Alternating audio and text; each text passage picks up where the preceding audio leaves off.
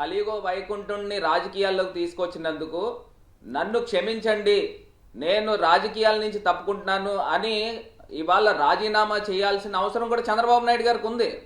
ఎందుచేతనంటే ఇప్పుడు ఆయనకి వయసు అయిపోయిందండి. ఇప్పుడు నిజంగా భగవంతుడు ఏమన్నా మామూలుగా ఊరుకుంటారండి? శిక్షించరా?